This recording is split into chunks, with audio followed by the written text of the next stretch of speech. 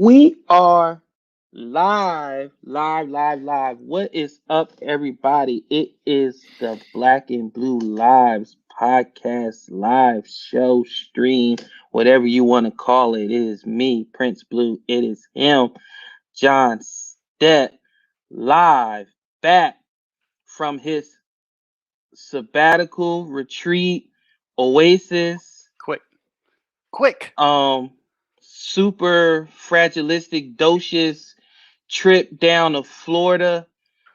What happened? Like, what possessed you to get into the Sprinter van and just drive down to the Everglades? Talk to me. Explain I to don't know, me. about 4:55 on Thursday evening, I was like, you know what? I feel like taking a ride. So I was like about 5 o'clock. I jumped in the van, sprinter van, took a took a stick of deodorant and a pair of change of underwear, and I just hit the road.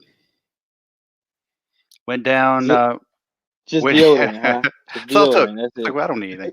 I just showered in the, or I took a bath in the natural springs and um, swam in the ocean. So went down. First night, I left Thursday night about 5, went down to St. Augustine, spent the night there. Then went to Fort Lauderdale, then through Miami, down through the Everglades, way, way, way south, as far south you could go, unless you go to the Key West or whatever. But then through the Everglades, saw some crocodiles, uh, had some couple near death experiences, and then went to Naples and went through rivers and snorkeling, all kinds of cool stuff. So Found you some did like all that. prehistoric shark teeth. You did all that, and you left my black ass back here to do laundry, take the kids to summer school, play video games. Like, why didn't you take me? Like, why did you just leave me? Why was it the first phone call? Hey, Blue, pack your shit, grab deodorant, and I let's didn't think go. I didn't think about it, man. I could have used an extra driver. That's a long drive by yourself. So what's cool is in the Sprinter I've got the two TVs. So I put up I bought one of those suction rearview mirrors because it didn't come with a rearview mirror because I was figuring out where you was going when you said I bought the suction. the I was like, suction. hey, So listen. I put it up, and if anybody doesn't know, I figured out what adaptive cruise control is, which is freaking awesome. It's almost like a Tesla, like a self-driving car. So self-driving, you could set a range, you put in cruise control, and then set a range you wanted to go to. So it keeps the distance and stops all the way. So basically, I just put the adaptive cruise control on, watched TV, and just stared or steered. So and if traffic slowed, it would slow, and watched a lot of stuff. So it was a lot of fun. Went by pretty quick. It was nice to get away. I needed a reset. Okay, so now that you're reset, and that goes into for those. First of all, I want to thank everybody for tuning in. Everybody, I hope everybody's safe. Watching. For those who don't know, breaking news. We're both retired police, so our show is catered around police, first responders, mental health, um, everything that goes under the umbrella of what we do, did, continue to do, and one of those are the myths, the mighty, mighty myths of the police officers, and what are some of those myths? And me and Jay, we're going to break some of those down. We've all heard them. You've heard them. You may said them. Our family members have said them. You know the old, hey, want a donut? Ha ha ha. The old, oh, whenever we hand out a ticket, oh, you need to meet your quota for the month. All that bullshit you hear or you say, the old stereotype, hey, you punk ass bitch, you must have got picked on when you were in high Mhm. school, so that's why you got the badge on. Take the badge off, I'll whoop your ass. True story, that was said. Oh, all the time. All the time, all the I time. love that one. So with Because my yeah, response is the only thing that's keeping me from beating your ass. Well, yeah, I would. no, Well, say it, yeah, say it. the only thing from me beating your fucking ass is his badge. That's the only thing that keeps me from, having Yeah, to. If it wasn't for this and you're talking that shit like that, yeah, I'd probably choke slam you. yeah, it's my paycheck and me wanting to provide for my family that's stopping me from whooping And your and ass. another thing is, especially during the riots, they were like, I remember this one lady. Nothing against people who work in the fast food industry. At least they're working, but she was wearing a Burger King top, and she was yelling, fuck 12, fuck, y'all motherfuckers. I make more than you guys. And I was like, I'm making $100,000 a year right now. I'm on overtime, so I'm making like $60, $70 an hour. Sit here to live. So I doubt that, but so people don't realize how much people like think we make minimum wage. So at a lot of places they don't pay well, but here Charlotte, and we're gonna get into that. That's one of the. So let's start with one of the first myths. Is we're gonna have fun with it. One of the first myths, your lovely wife Ann gave us one. One of the first myths we're gonna go with is the whole donut thing. The whole thing about officers, how we love donuts. Like that's one of the. It's an insult. It's like this. They like to throw that insult, like, oh, why don't you go have a donut, you fat fuck? Even when you're not fat. Like, that's like when somebody yell at you like that. Now I can see if they said to me, like, hey Blue, go have a donut, you fat fuck. Okay, it's plausible that I've had a few donuts here or there in my career. But if they say it to somebody like a Connor, or like a Oler, people that are like in some great fucking shape, like nah, like come on, stop it. Like, why do you think that? What do you think that whole donut thing fucking came from? So I think it came from, a lot of times the donut places are open late, sometimes 24 hours, especially up north. So like Dunkin' Donuts, what's Krispy Kreme. So the only places to go to get coffee on a third shift is those places that stay up late, like 7-Eleven. So in some up in north and stuff, a lot of these donut places had donuts and coffee, and they would stay open, 24/7. So they would always see the cop cars at the donut place. So kind of like we talked about the other day. Each officer has their routine they're in, right? So my routine was always after roll call, or I would go to, what's up, Keith? That's my man, Keith. After roll call, I would go to Dunkin' Donuts and get a coffee, right? So, or sometimes Starbucks, depending on where. But and then people would see the police cars in front of the donut shop, and they'd come in and make jokes, and they think it's the first time we ever heard that, So, but hey, cops had a donut, how ironic, or whatever. So, but I just think it's because of coffee. Cops love coffee or energy drinks, so you either go to 7-Eleven or QT, or you go to Dunkin' Donuts or Starbucks. And Starbucks is usually more expensive, and they're liberal, and they don't give us free coffee, so that's why we go to. First of all, I have PTSD because of donuts. Let me tell you something, and this is the God honest truth. Because of the whole donut and cop thing, I kid you not, I can count on my hands how many times I've had a donut during my career as a cop. Mm-hmm. How many times that it's like going into a church and seeing Bibles when you come into roll call and it's donuts from the community on the roll call table. Oh yeah, just dropping them off like stacks and stacks of donuts just there.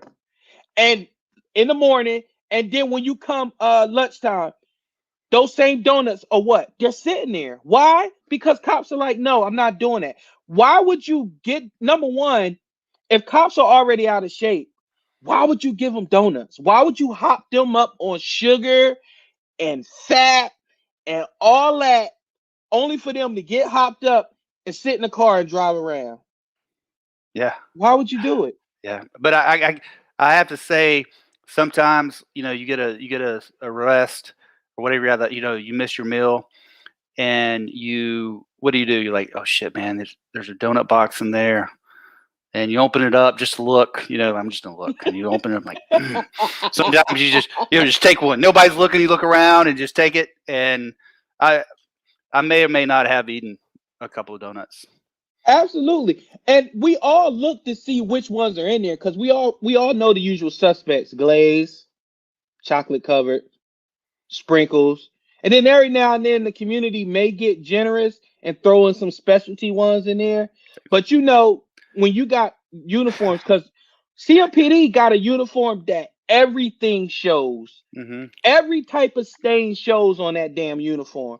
So if anything drops on it and you can't dab it and it spreads. Mm-hmm. So if you drop a piece of glazed flake, you're like, shit, You don't want to be that guy to have the cream from inside the donut all over your Oh all no, over, no. because when it dries, it doesn't look a little right, you know. So And then you get that call, and then it's a good call, and then all the brass is there. Then you got this big old Krispy Kreme thing, and you're like, "What do we got, fellas?"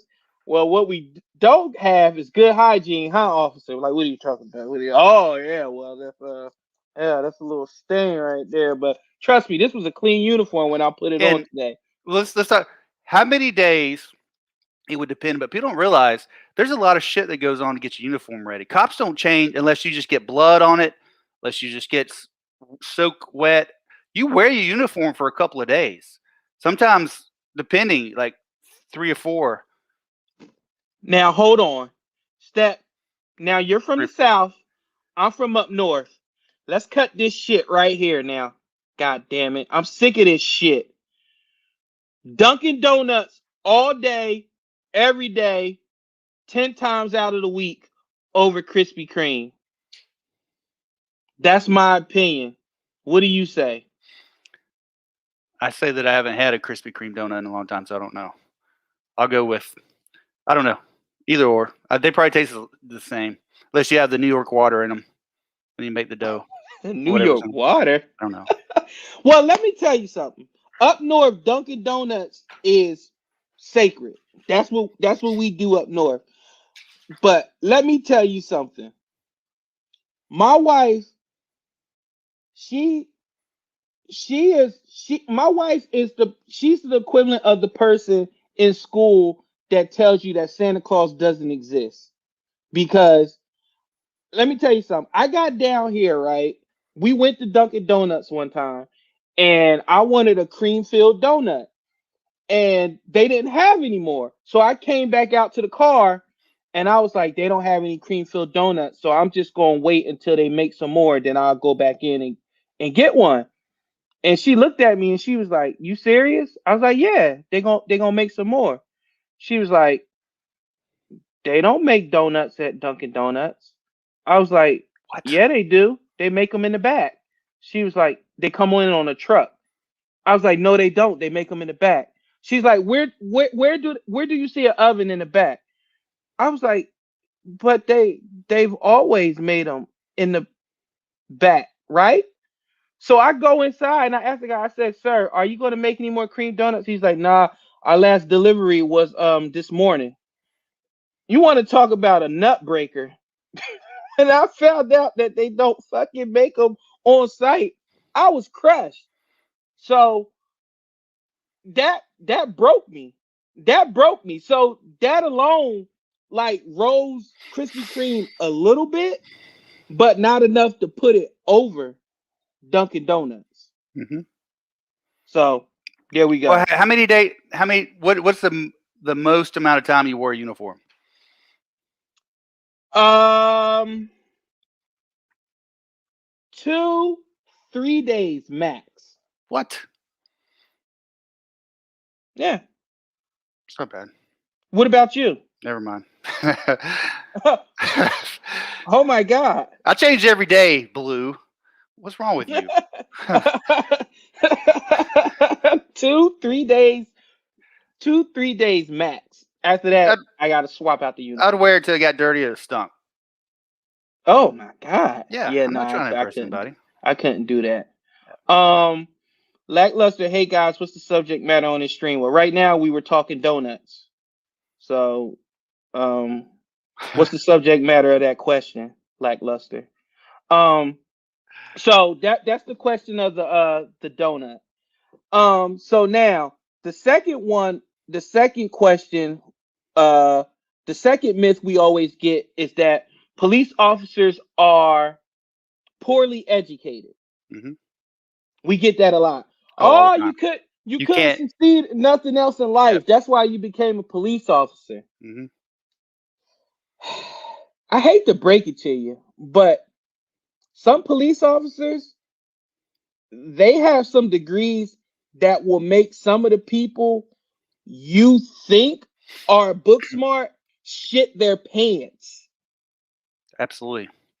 So especially a bigger agency, some sub agencies, even I don't know how they do it, but Gaston County Police, which they have about 150 officers or whatever. They Mm-hmm. require a 4-year degree to apply. So, some agencies are 2 years. What's up, John? But a lot of people at CMPD, large agencies, they have, you have your masters. Just there's a lot with their masters. There's several with PhDs. But a lot with a master's degree, because a lot of officers want to teach at colleges and do stuff, or just they come in and some of them leave here and go to the feds, or there's been several that go into to be an attorney, or go into law practice. So, but Charlotte's a good agency where, one, you actually pay for your degree, right? So they actually pay for your school.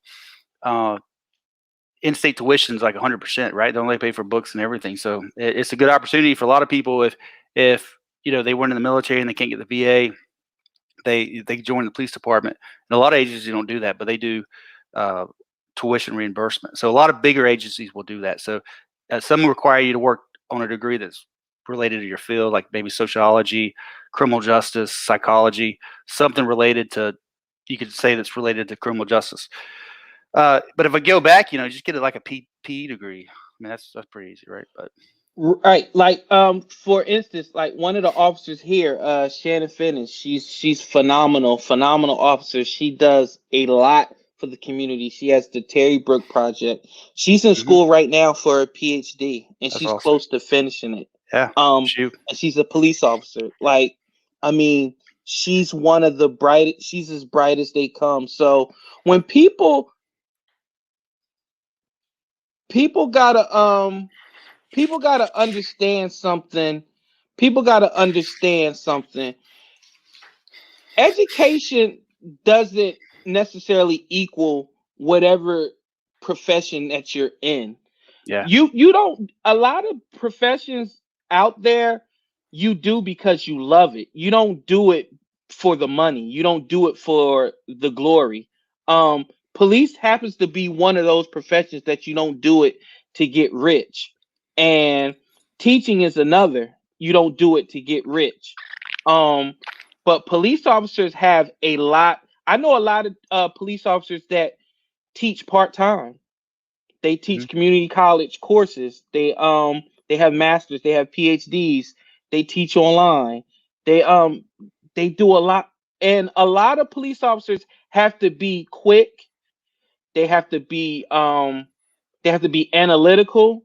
They have to know how to break things down quickly. They have to know how to analyze things. They have to know how to research. They have to know how to read data. These are all things that you can either go to school for, or you learn over time through experience. Yeah. And that comes with a lot of learning, a lot of teaching. So for you to just flat out just think somebody is dumb because they're a police officer, that's just flat out wrong. Yeah, and especially excuse me, at a lot of agencies, it's a little different, but the amount of paperwork involved for a federal case, or a case that goes federal. I mean, sometimes people understand, like if you're a homicide detective, or sometimes even an officer, sometimes you have a multiple pages of reports you have to write. So you have to have good grammar. You have to be able to spell. You have to be able to articulate what you did, and that takes a certain level of education. And some people are really smart, say, but I don't know of anybody really. Most people that come to a big agency, you either have military, police experience, or a degree. So it's I think it's rare to hire somebody just straight out with a GED. That's a requirement, or high school diploma. And some agencies may that not pay as well, but Charlotte, some large agencies, if you want to work for a larger agency, you're going to have one of the three. And let me tell you something. If you're at a very good agency step, this, they're going to encourage you to pursue higher education. And that's one thing we get on CMPD about a lot of things, but one of the things that they do is they pay you for education. Hey, you want to keep going? Hey, we'll pay. Send us your grades, send us your coursework. We'll pay you. So on the other hand of that, how many times have you had somebody like, I'm a criminal justice major? And I can tell you one thing, even though education is important, but I don't care if you're a criminal justice major, or law professor, or whatever you are, it doesn't mean shit until you're out here doing the job. So just because, so I was a criminal justice major and I didn't have an understanding of the job until you actually do it. So absolutely. It's some things that you actually gotta practice. You gotta put in practice before you could be out here. It's like attorneys. Like you can know the law all day, but until you practice it, you have to apply it. Till you actually argue and apply it, you just read a bunch of stuff and you got a paper on your wall. Yeah. So. And I just had a text. Did you? Apparently, Putney was on the radio today, talking about how apparently saying that let officers do their job. You know, in these cities that are having riots and other places, like, hey, you know, let officers do their job. So I thought that was pretty cool. Like I said, I've always thought highly of Chief Putney, but I just wondered. I mean, it's hard because until these police chiefs are able to do their job without succumbing to the politics of the city managers and the mayors and all that, I mean, all that stuff is just white noise to me, because you could say all day, let the police do their job and stuff like that, but at the end of the day, he's no longer the chief. So what? I mean, it's ringing hollow. I mean, it needs to come from Jennings, who's the now. Yeah, I don't think that's going to happen. That's my point. Yeah, it sounds cute coming from former Chief Putney, but what is it going to do? Yeah, I mean, it sounds good. It's great fodder, but let's go to the third myth. Bullied in high school. You were bullied in high school, Daniel son. So now you want to be a police officer. You want to inflict that same pain that was inflicted on you onto others, you punk bitch. Now you want to bully people, you punk ass motherfucker. Hey, you fat bitch. You want to talk shit to me because people talk shit to you in high school. That I'm saying it because it was said to me. Oh, all the time. All I did was walk on scene and smile. True story. I would get out of my car and somebody would be like, I'll fuck his big ass up too. What the fuck you want to do, fat man? I just got out my car. What did I do? I just walked up. I'm just pleasantly plump. Why are you mad at me? What did I do? Mm-hmm. Yeah. Hold on. Let me address something. Lackluster, yes. John Stepp and I are both retired police officers from the Charlotte-Mecklenburg Police Department. We both have over 35 to 40 years of law enforcement in between both of us. This show is dedicated to first responders, mental health, and going forward with police and community relations and bridging the gap between police and community relations and taking people beyond the badge and Black and blue lives. Absolutely. This has been a public service announcement from Prince Blue and John Stepp. Okay, go ahead, Stepp. I lost track. What were we talking about? About being bullied in high school. Oh yeah, so there are people, we both worked with them that this profession attracts a lot of type A personalities, people who are just assholes, right? So, which a lot of, we have professional athletes that work in the police department. We have, college athletes. We have, models. We have a lot of smart people, but it also attracts that the people who, or were kind of picked on. So sometimes, but not a lot. So, I wasn't very good at sports, but I played a lot of sports. I just wanted the jersey. It's like the uniform. I just wanted the jersey to date the cheerleaders or, go to the parties or whatever. But you like to wear it on game day? Yeah, but yeah, I always, I personally, from a very young age, was the guy who would step in between somebody getting bullied on and take up for him. And that's the way I looked at my law enforcement profession. Is my job is to be the person to protect people who can't protect themselves, and be be that provider, when someone's getting picked on or whatever. So not to go. My job was never wanted to go out and ruin people's lives and write tickets and just do shit like that. It was to protect people who couldn't protect themselves. And it was important, like we talked about before. Like you go to DV and this guy just beat the shit out of this girl, and you're like, try that on me, motherfucker. I mean, you want to say that, but you can't. But you want to take up for the these predators. People don't realize some people you can't negotiate with, you can't talk to. They're predators. They will kill you. Blow the horn. If you blow the horn at them, we've had it happen. You blow the horn at them or flip them off, and they will kill you. They will kill you for $5. They'll kill you for $30 worth of weed. And that's the people that you and I signed up to do to go after and protect other people. Me personally, it's just always, first of all, I never got picked on in high school. No, that never happened. I never went out and wanted to, I never went into,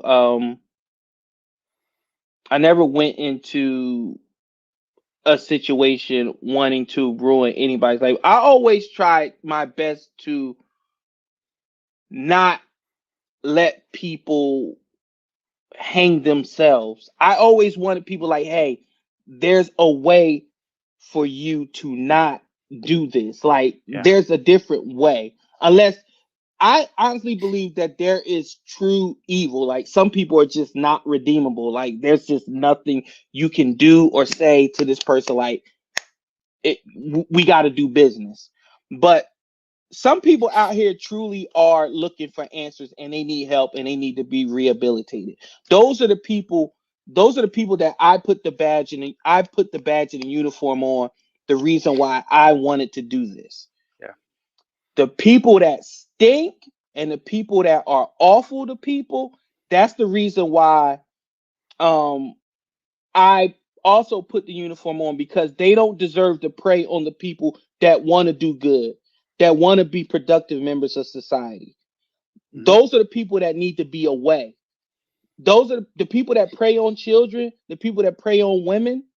Those are the people that prey on senior citizens. Those are the people that need to be put away.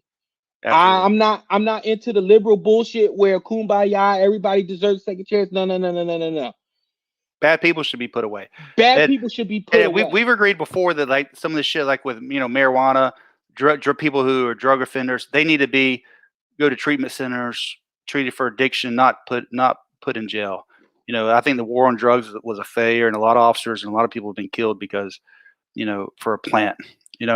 But there's changes that need to be done, but and a lot of officers believe that. But unfortunately, if there's a law that we're told to enforce, we have to do it. So regardless how petty people think it is, or it is what it is. But the whole idea of now, John, we got to be honest.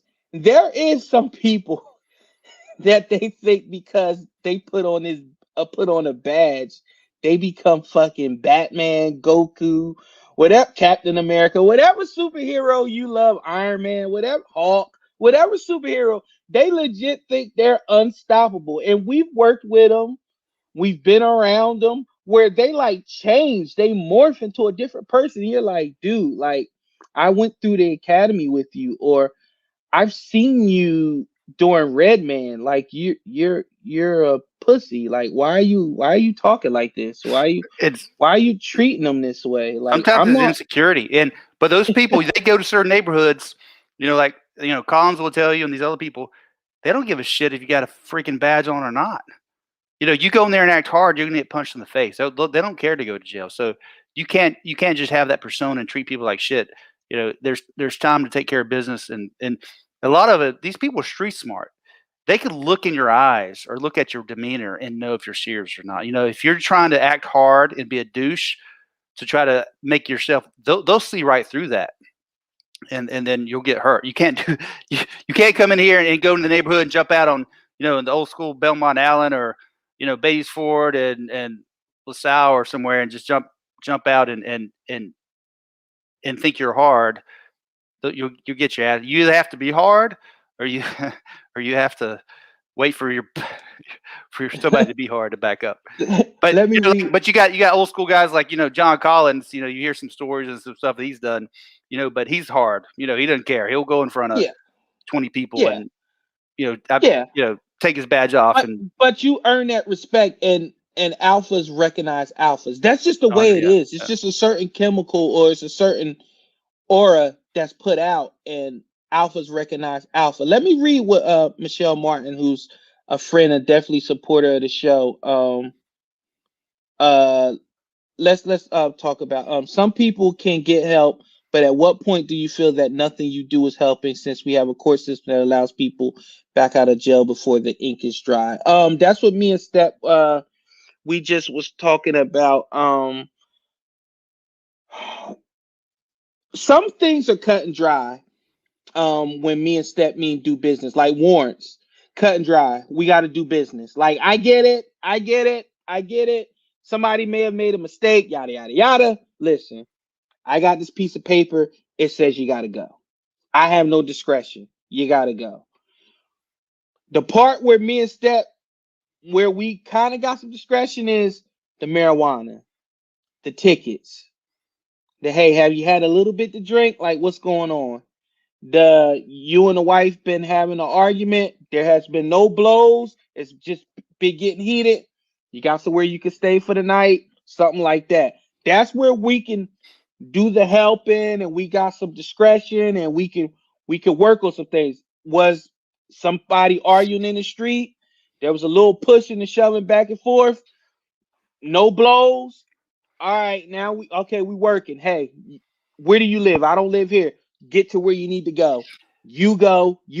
That's where we can start, some of that discretion. And we had a lot more discretion before the body camera. Before, hey, we would separate them, and because a lot of times we didn't want to go to jail because here in Charlotte it would take 3-4 hours sometimes to process. We didn't want to get tied up for some bullshit. Get the hell out of here. Come back and we'll have to take you to jail or something. But a lot of times, like for instance, yesterday alone, I got stopped twice coming home I got stopped in Georgia and I got stopped in South Carolina. So twice in one day.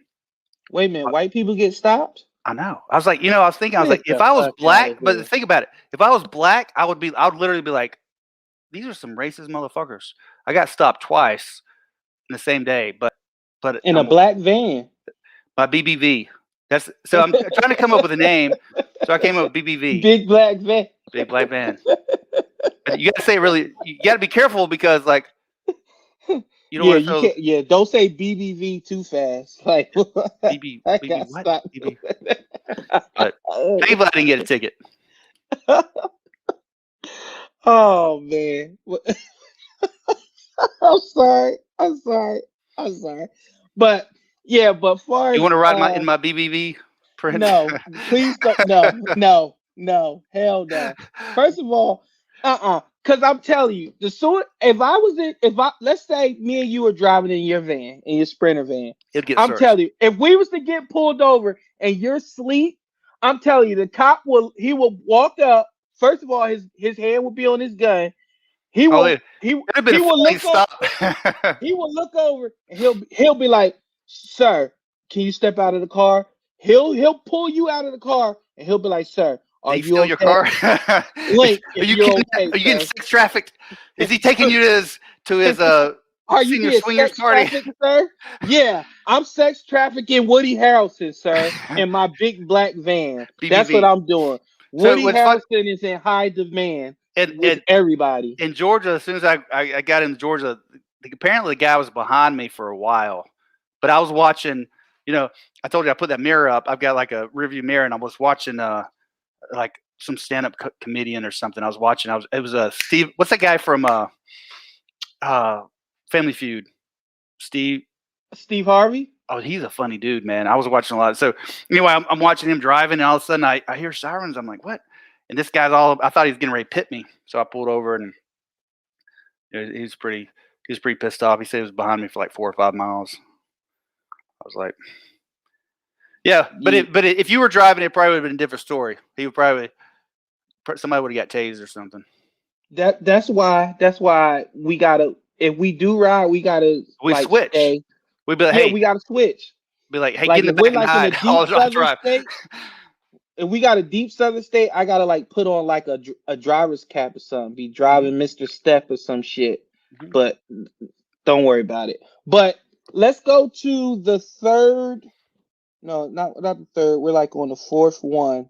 Another myth, courtesy of Instep is, I like this one. Officers can't fight. Police officers can't fight. You can't fight, pussy, because you got that badge. You got a gun and you got a taser, and you can't fight. What are some of the ones that I was personally told you was given a gun and a taser because they knew you was going to be fat, and the only way you was going to be able to beat somebody is if you had a gun.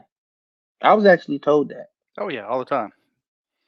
Yeah. And some cops can't fight, but some are really they're ninjas. I mean, what do you mean? You mean ninja? You mean ninja dark arts, or you mean black ninja? A little bit of both, man. You got Connor or Riddle or Ash. Some of these guys you don't want to mess with. And come out trying to street fight some of those guys and see what happens. But what's the weird thing about it is, 99% of police, they don't want to fight. They don't want to show you any skills. They don't want to show you their training or what they've been up to.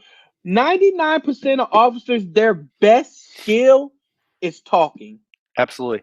They don't, and they don't understand how many people have you freaking stopped that you just, hey, I'm gonna give this guy a warning about whatever it is, and then you get up there and they start running their fucking mouth. And all right, motherfucker, I'll give you a ticket. So a lot of cops, unless you're a traffic dude, you don't want in. I mean, especially when I was a sergeant, we stopped a lot of cars on the street crimes, but we didn't write anybody tickets. Right? We didn't care if the license suspended or a little bit of dope. We were looking for bass. We were bass fishing. We're not looking for brim. That's what I always tell these people. So but a lot of people would talk themselves into tickets because they wouldn't shut up, or sometimes to jail. You give them a warning for some weed and something, and they start arguing and fussing, and you're just, all right, well, I'll just take your ass to jail. And let's lay it all on the table. Step, you've been a police officer for over 20 years. I was one for over a decade. I'm gonna be straight up honest with you, and you can vouch for me right here. I have never. I can count on one hand how many times I have fought anybody in the hood. You know who I fought the most? White rednecks. White rednecks or white suburban kids who know the mayor. Yeah. Or the president. I tell people all the time. Senator. I would say, the people in the hood would run. Sometimes they would resist. Sometimes, very rarely, would they actually blow to blow. It would happen, but you would have to watch out. I would tell the dudes all the time, watch out for the middle-aged white redneck. Because prior, I worked Union County, and I worked up in the mountains in North Carolina. You go to the trailer park, and you got Leroy Jenkins and his cousin Elrod, and they say they're going to fight you. They'll fight you. But what was different back then, you'd get in a freaking, you didn't have body cameras, of course, 21 years ago. Shit was a little different in the mountains. You'd beat somebody's ass. They'd fight you, and then you dust them off and tell them to get the hell out of here. And they respected you. It was different. Oh, I deserved it. Yeah, I tried you, but it was none of this other stuff. But you go in the trailer parks, and I'll tell people all the time, they'll if those are the people that you have to worry about actually going toe to toe or trying to hurt you. They be wanting to fight you. I always got in fights off duty at nightclubs, drunken white guys.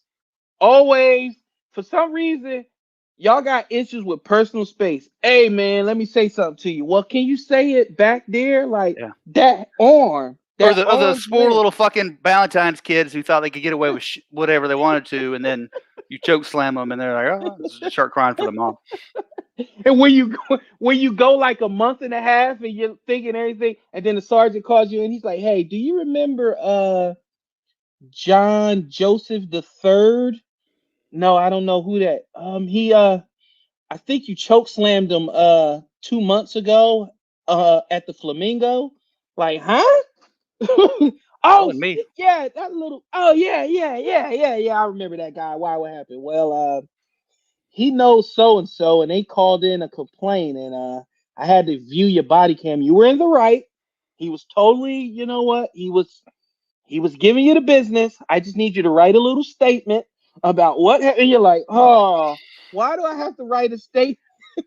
It's just, I'm telling you, most of the time, your good officers, they don't get into fights unless they absolutely have to.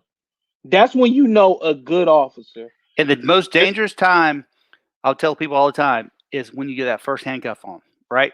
People would be cooperative. You'd say, hey, come back here. That'd be cool. You'd put one arm on, put your hands behind your back. You go to put a handcuff on, you'd feel them tense up. It's go time. And then you just have to wrap, but that was the most dangerous part of arrest is right either when you get first one on or getting ready to handcuff somebody, because that's their last chance to get away or fight. And a lot of people were cooperative up to that point. You're like, oh, this is not going to be a problem. This guy's being cool. And you to handcuff them. You see it all the time in the police videos. They're cooperative or whatever. Then then they pull a gun or start fighting. Hold on, Step. Hold on. We got some questions here. Can we take a question from the audience, Step? Absolutely. Do you mind? Absolutely. Do you mind? Lackluster. Lackluster. Listen, I've already got somebody that's already did some looking into you, and apparently your YouTube channel, are you trying to out police, or you have like a anti-police slant? Let me just say something to you. Me and Step on this channel, you could be anti-police. We welcome that. All we ask is that you cam up and show up and talk to us. Absolutely. Like, don't ask questions and then try to slice what we say to fit your narrative. I want to say what I want to say to you, man to man, man to woman, man to gender, whatever you binary, cis, whatever you want to call yourself. Please come in here so I can say it to you. I don't play these games. This is a truth channel. I speak my truth. Jay speaks his truth. We don't do this. So if you want to know how we will handle a situation, would you have choke slammed a person videotaping in a public place? 1,000 times yes. I would have slammed them to the depths of hell. We did all the time. We were on camera. Easy. Oh, but so easy. Just for videotaping, no. But if we had to put hands on somebody and choke slam them, I've choke slammed people or punched them in the face. I've shot people. You have to do what you have to do. It doesn't matter. So long as you're authorized by, a lot of times you're authorized to use force, we don't use force. But if it's time to use force and it comes to that, I don't care who's videotaping. I've been involved in or in probably more uses of force than anybody in the department. I mean, and I've never got questioned. Because I know what I can and can't do. And I mean, well over probably, I'm not exact, 200-300 probably in 21 years involved in, or and never get jammed because we know what we're supposed to do. Good, well-trained officer. But how many thousands of times was I authorized or justified to use force and we didn't? How many times can we use force on somebody we don't? A lot of times. It's last resort. But if you're trained and we're doing what we're supposed to do, we do what we have to do. And if we have to choke slam you or punch you in the face, people are like, oh, he punched him in the face. Well, that's fine, because if we could shoot people in certain circumstances, we could punch them in the face in certain circumstances. I wrote the use of, helped write the use of force policy for Charlotte Mecklenburg Police Department, the new one. I've been involved in that one. I've reviewed hundreds of uses of force as a sergeant. I ruled on hundreds of uses of force. I've sat on IA boards. I've written. I mean, so if you know what you're doing and know what you can do, I don't care. You know, everything we do now is on video. Actually, not, you know, it not just for recording. No, hold on, Steph. See, this is what I'm talking about here. No, not just for recording. Not just for recording. I'm answering the question, if somebody's recording while I happen to choke slam them, yes, to the depths of hell, they get choke slammed. If it's within policy and if I'm within my rights to defend myself, yes, they get choke slammed. But I'm not choke slamming somebody because they're recording me. And the thing is, and you see a lot of this on TikTok, and these people who go and they engage officers. They try to get a response. They go to in record. And the thing is, people are allowed. A lot of officers make big mistakes. People are allowed to record. You could record in a courthouse if you can record you want. I love when people record me. If it's against the a business property, they could tell you. A lot of people go to the post office, be like, well, they're telling me to leave, and people don't understand if we get called for trespassing at a post office or government building, and they want the person to leave, and someone in charge wants them to leave, it doesn't matter why. We can't say, well, they're authorized to record. We can't make them leave. No, if they want them to leave, somebody in charge, we have to make them leave. So, and the only thing we ask, people record us all the time, and you know what I do in return? Hey man, smile, and I put you on my Facebook. You start doing like this, or and then that changes your mind. But keep a safe distance. If I'm on a traffic stop and you come too close, I'm gonna tell you to get back to a safe distance. I don't care if you record. Everything's recorded. We got street cameras. But if you start getting involved, then that's when I'm gonna have the problem. I'll tell you. You know what, Steph? But you're such a great guy, and you're so diplomatic, and I love you, and I love that you're that way. But you know what? That's why we do this show together. Fuck that. I get tired of with people playing semantics with the bullshit. The bottom line is, you can record, you can do whatever you want. The bottom line is, if you're close enough to where you can punch me, you could grab my gun, you could render me unconscious, then I have the right to defend myself. Let's not play games. We've all seen the videos where somebody is close enough to, in a split second, an officer is on the ground and his gun is there for the taking. Let's not play games here. Let's not play any games. We've all seen videos. We just saw a video where a woman was walking, minding her own business, and a guy was close to her, and he knocked her ass clean out. Clean out. Clean out. You cannot be in people's spaces. You don't know what they're going through, what's going on. You don't know what they're going through, what type of trauma they have. PTSD, you have so many mental illnesses out here. You don't know what's going on. You can't be in people's faces. You can't be up in people's spaces. We're in a pandemic. We're in a panorama. You can't be in people's spots with air droplets, anything that you can cough, spit, saliva, anything. You can't be in people's space. You just cannot. And let's not play games. In general, if somebody comes up to me and I'm not on a stop and they just come up and start recording, you see it a lot during the riots. They would put their phone up to your face. I would push them back or knock the phone out of their hand. Don't put that shit in my face. I don't know if that. It's all depending on what circumstance. Like, so what kind of call you're on? Is it just a general conversation? It all depends on the circumstances, the totality of the circumstances. You hear that a lot. So sometimes it might be 5 feet. Sometimes it might be 30 feet. It just depends. Steph, let's be honest. What can a cell phone be? Could be what can it be? A weapon. I've actually seen. No. What can it really be? Let's be honest. What can it be? A gun. Oh no. What can it be? What can you detonate? A bomb. You blow shit up. I mean, we've seen it. We've seen, we've seen cell phones that we've seized from people that break down and have like a little 22 Derringer in them. You see a lot of stuff. So it's all circumstantial. Just because you're recording, if I'm standing, at a crime scene, you're recording, I'm guarding, and you're 5 feet away, more than likely I'm not gonna have a problem with that. If you invade my space, just think, if I'm in lax face with my camera all up in his where my camera's, he's not appreciated. Same thing, personal space, back up. So Supreme Court, apparently Mark's saying that the Supreme Court rule is 12 feet.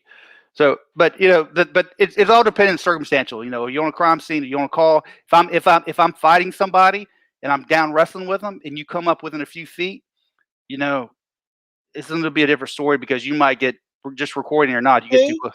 And this is what I'm talking about right here.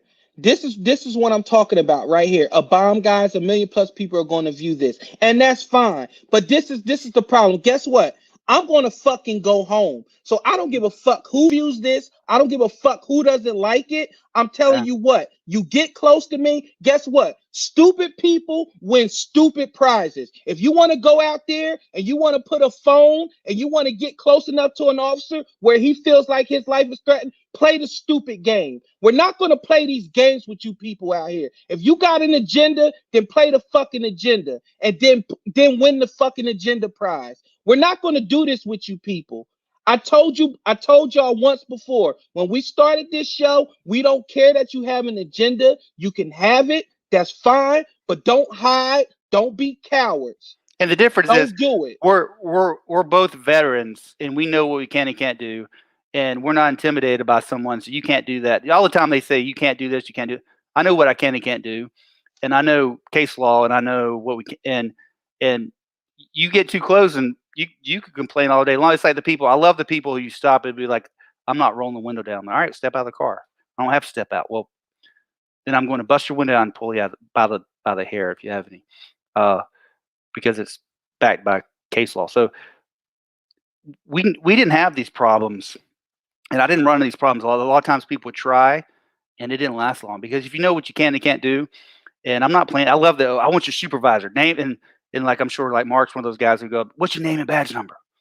And there's no state requirement that we give you our name and badge number. It's down to the individual department. Well, guess what? I'll tell people all the time, I don't have a badge. This isn't Hawaii 5-0. I don't have a badge number. You want my code number? I'll give you my code number, but I'll give it to you when we're done with business. You're not going to control the situation by making me stop what I'm doing to give you a name and badge number. It's going to be on your ticket. You want to get attitude? It's going to be on your ticket or your jail paperwork. I'll give it to you, but not until you do what I tell you to. All right. So it's enough of dealing with obviously that guy wants whatever the hell he is. So the next one was another myth is police cars are tricked out like the Batmobile. We've all been there. How many officers argue over the best car in the fleet? All the time. How many? How many times do the rookies end up with the nicest cars? I used to want the car that you could plug up to your iPhone that could play your iTunes. That's the dopest car in the fleet to me. Yeah. That's the dopest car. That's the dopest car. I'm telling you, man. I don't know if my favorite car I drove. I loved my unmarked Ford Explorers, but the Caprice, the new Caprices, dude. You could fit in a Caprice? Barely, because my shoulders so broad. Sometimes I would have to. It didn't have a cage, because I was a sergeant, so I could have plenty of room. But they had to make the they put me in a fucking Impala. I hate those as cars. A rookie. Those were the worst. They put me in a little ass Impala, and it's nothing worse than you trying to get out like you Billy Badass out of a damn Impala, and you like on the traffic stop, you like or hit your head. Boom, license and registration. They like, first of all, are you okay? Now ask me for my license and registration. Like, come on, man. I can't even I can't even play the part now. He done see me try to squeeze out this tuna can. Like, how can I act tough now? Like, come on, What's man. bad is then when I went from the Caprice, which is just really low to the ground, it had a Corvette engine, was awesome. And then I went to the Explorer, and I remember one day I jumped out on somebody, and I jumped out on them real quick, and it was further than I thought it would, and I sprained my ankle. And I was trying to play it off. I was like, shit. I was like, oh, trying to lip. I was like, just get out of here, go. I was like, shit. Now, one thing I will say about people, like one of the things that people ask when they be like, why when police officers get out of the car, they have their hands on their gun or they're on high alert. And this goes into the whole they think cars are decked out in the Batmobile. One thing I will say is when we run your tag, if you're any officer worth your salt, when you run that tag, you're gonna immediately do a KB's cops check or warrant search on that car. If you have time, you're behind them. You're gonna pull up that person's history, and if you see ADW weapon, possession of firearm, death, you're like, okay, obviously this person likes to carry around some metal. Yeah, his tool or what are the hammer? So you're gonna be a little bit heightened as you approach the vehicle. Am I right, Step? Oh, absolutely. And I'll tell people all the time, the new officers coming on, look, if you have time, check for warrants, check for previous. You could see a violation and follow them for 30 miles if you want to, then stop them. You don't have to stop them right away. Take care. If you have time, location and circumstances, try to run all that stuff first before you stop them. That way you kind of know who you're dealing with. Yeah. Yeah, and that's a lot of things that I think a lot of young officers, they're so anxious to get out that, hey, do the little things first. Like, you don't have to turn on blue lights and sirens immediately. And a lot of people, they think, well, I did that. I'm in my driveway now. I'm safe. I created that violation. I did that violation a mile back. It doesn't matter. I don't have to stop you right away. I can stop you 30 miles down the road as long as I have, So take your time. Do your due diligence. Hopefully, the problem is most of the time when we're dealing with people in high crime areas, a lot of times they don't own the car. It's their girlfriend's car, their grandma's car, rental car all the time. You don't know, so you don't know who you're dealing with. So hands on your gun, just for if I'm standing. A lot of times I would stand, and we stand there just either you're always pulling your belt up because it's sagging down, hurting your back, or you just rest your hands on your, like in general conversation, you're standing there like this. But if I a lot of times when I'm going to a car, my flashlight at night on the left hand, you never have anything in your gun hand. A lot of times my hand's on my gun when I'm walking up to the car until I see hands and stuff. So yeah. Last one is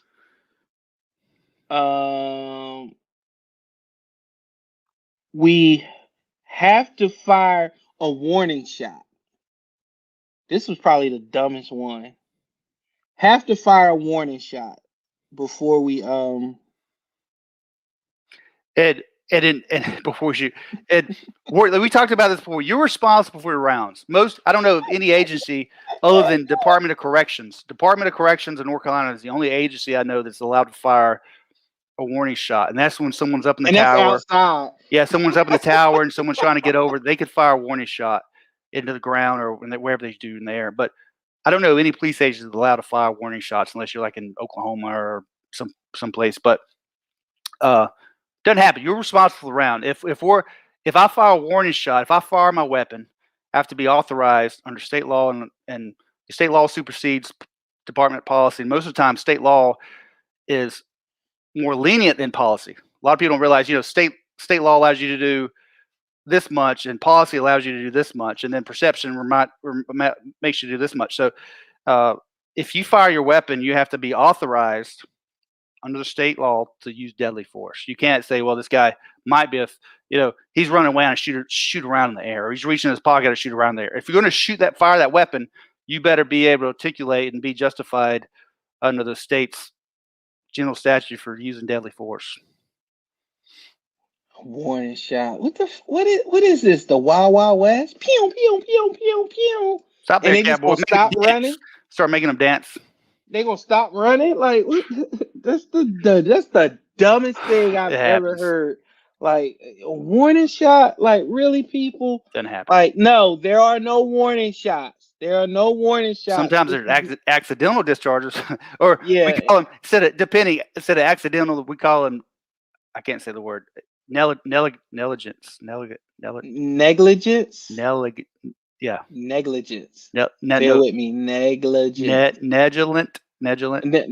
Not negligee. Negligence.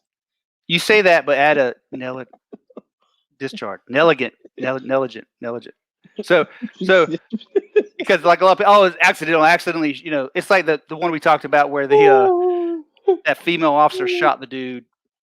Taser, and shot him. That's not an accident. Yeah. That's not an accidental not discharge. An accidental that's discharge. No. That's what you said. Discharge. Negligence.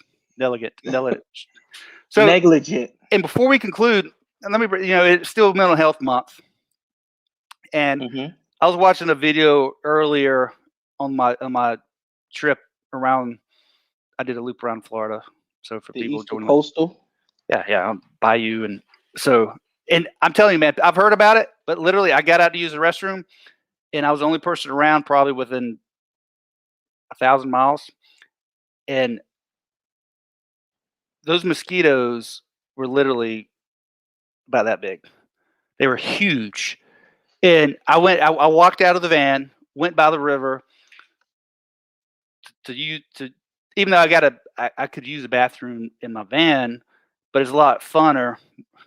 It's a lot more fun. Funner. I'm playing the uneducated. A lot funner. Come on, a lot funner, boy. It's a lot more fun to go outside and pee. So I wanted to pee in the water. I wanted to pee, so I'm going up looking for crocodiles or anacondas or whatever. Funner, boy. So, yeah, more fun, boy. So, and I don't know what it is, probably because it's large and shiny and white, but those damn mosquitoes. I don't know if you had a mosquito. Like I went out to pee and I'm looking at the water for alligators, and I look down. There's like 16, 17 mosquitoes all over my private area. There's room for a lot more, but that's the only ones that could get. And I ran back to the van. They were intense. So anyway, why I'm riding, I'm breaking the law by watching videos and listening to stuff. So, but I listened to an episode of a guy. He was EMS worker, 21 years in New York, or 20 years, but he talked about the culture, which applies to law enforcement too, of man up, right? I mean, man up and get over it. Go to the next call. Man up, get over it. Go to the next call. And he gave a scenario of it was a death of a baby or something traumatic. And the worker went to his the boss and said, "Hey, that call really messed me up. Can I talk to somebody?" And he was like, "Hey, man up. You sign up for this. If you don't like it, we'll find somebody that can handle it." Told him to get the hell out of the office. And that's the mentality of a lot of police agencies and fire departments and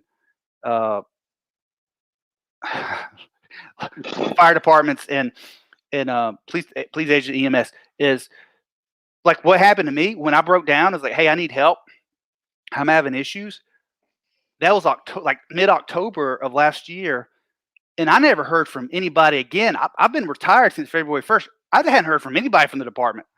I mean, they just I went from being like MVP, so they just threw me to the side and just kept moving on. It's like I was in a train and I'm like, hey, I need help. And they just threw me off and kept going, man. So, and I think a lot of reasons they do that is they don't want people coming forward. And then, but liability, they have a misconception.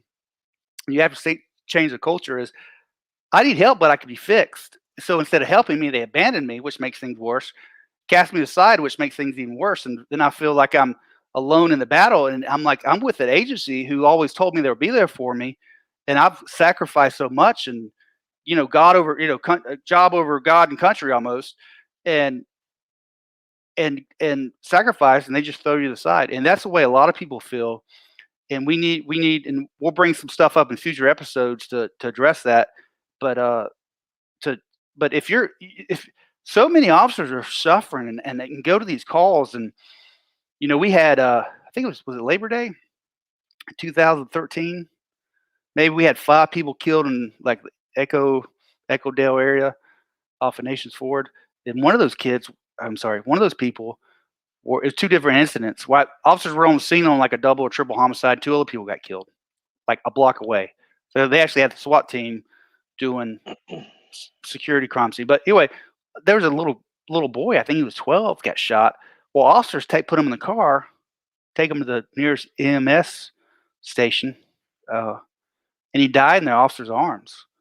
And it was actually Frunze, who just lost his son not long ago. So, and I know that affected him and the other officers involved a lot. But it's like they debrief. These guys are still walking around and working. But they're going to carry that. And how many scenes did we go to? Dead bodies, dead kids, mangled, brains blown out. I mean, just traumatic events that we were like, hey, that didn't bother me. Let's go to the next one. We kept pushing. And I gave the analogy before, it's like a cell phone. You could download so many apps depending on the, some people might have, I don't know what they give, but 128 gigabytes of memory or whatever. Some might have 256 or 512 or whatever. But once you hit your limit downloading data, taking pictures, you got to deal with the rest of them to put anything else on there. And that's how I articulate the analogy for PTSD is you might be able to handle more than some or not as much. It doesn't matter. But once you hit your limit, if you don't deal with that, you're going to have problems. So I encourage everybody, to, if you got an issue, reach out to us or reach out to a family member, seek counseling. I was one of those dudes that like, I don't need counseling. I'm hardcore. I don't need this shit. I could, I could just keep going, but eventually, be involved in shootings and seeing stuff and just being in that red state all the time. You got to deal with it. And so I encourage everybody, and we got to address, and we will in later episodes, the culture of these departments and get it changed.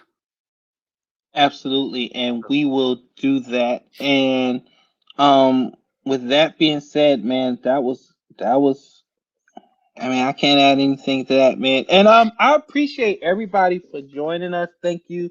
I hope we Even had Mark. a little bit of well, not Mark. Mark is good. It was I think it was Lackluster. No, Mark was the good one. Yeah, it was Lackluster. Lackluster.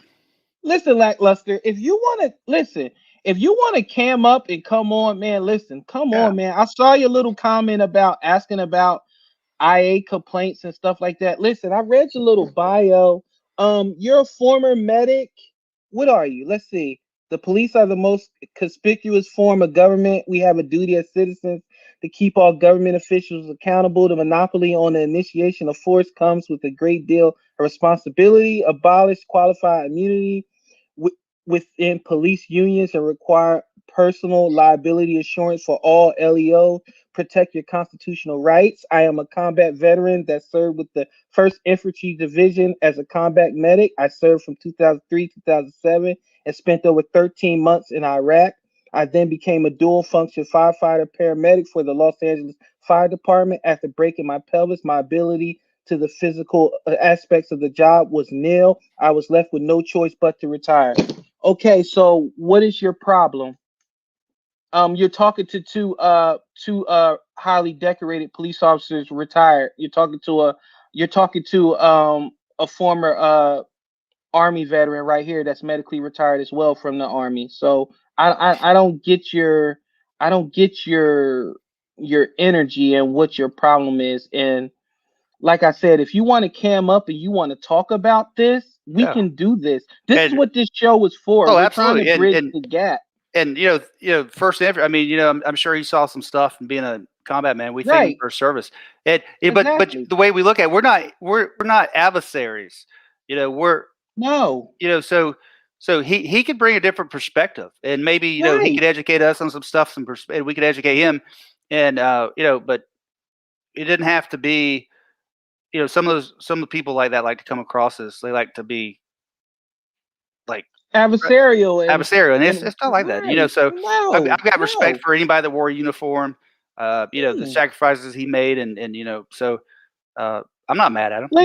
Please reach out and please reach out, and you can come on and we could talk about it. We could chop it up, and maybe we can get some things done, and maybe not. But at the end of the day, we'll each get our our views out, and then that'll be the end of it. But Maybe, until then, maybe he'll post this. Maybe I would like to get 1,000,000 people to see this. So maybe he'll post this on his website. And yeah, I don't. right. Right. Hey, you scratch our back, we'll scratch yours. Awesome. So thank everybody for watching. I hope everybody had a good time. Please, everybody, be safe. Make sure you check on a loved one. I'm challenging everybody to call somebody and check on them. Somebody to check on one buddy. I'm asking somebody to text one person and just say, "Hey, are you okay?" Can you do that? Please do that. I am at Real Prince Blue on Twitter, TikTok, Instagram, Facebook. He is John Step, TOG4280 on TikTok, Instagram, Facebook, OnlyFans, all that other good stuff. $5 a month. That's all it is. $5 a month. That's all it takes. You'll get Sprinter van, BBV. You want the BBV video? $5 a month. BBV videos. Want to have more funner, boy? More funner? You want to have some more fun? $5 a month. This has been the Black and Live show. This has been the Black and Blue Live show. Thank you, everybody. We'll catch you next week, 8 p.m. Wednesday.